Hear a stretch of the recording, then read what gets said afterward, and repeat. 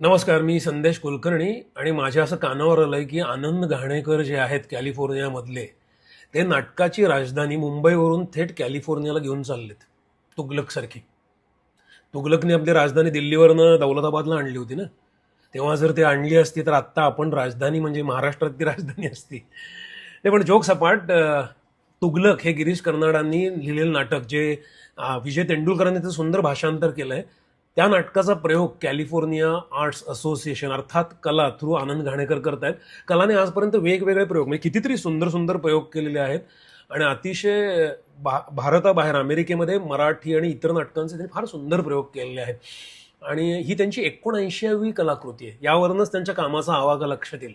मागे मी फिरसे हनीमूनच्या दौऱ्याला गेलो होतो, तिथल्या सगळ्या मंडळींची चर्चा पण झाली होती. खूप मन लावून आणि मनापासून अभ्यासपूर्ण ते नाटकं सादर करतात, रिडिंग्स करतात, सँड रिडिंग त्यांचा क्लब आहे.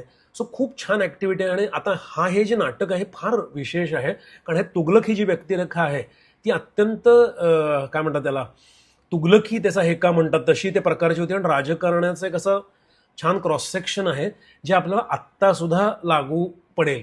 वेगवेगळ्या ठिकाणी आपण राज्यकर्ते कसे कसे वेगवेगळ्या टॅरिफ्सपासून वेगळ्या गोष्टी आपण पाहतोय कशा एकदम अचानक अंमलात आणतात तसं.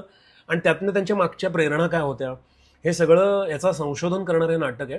तर मी लहानपणी हा तुघलकचा प्रयोग माझ्या अगदी इन्फ्लुएन्शियल वयामध्ये पाहिला होता. सत्यतो दुबेनी त्याचं दिग्दर्शन केलं होतं.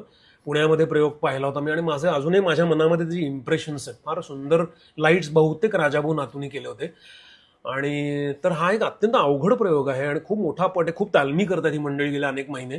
तर 16 ऑगस्टला कबर्ली थिएटर पालो आल्टो इथे 2 प्रयोग आहेत, दुपारी 1 वाजता आणि संध्याकाळी 5 वाजता. जरूर हे चुकू नका, कारण खूप मोठा डोलारा उभा केलेला आहे. आणि ह्या सर्व संचाला माझ्याकडून खूप खूप शुभेच्छा. धन्यवाद.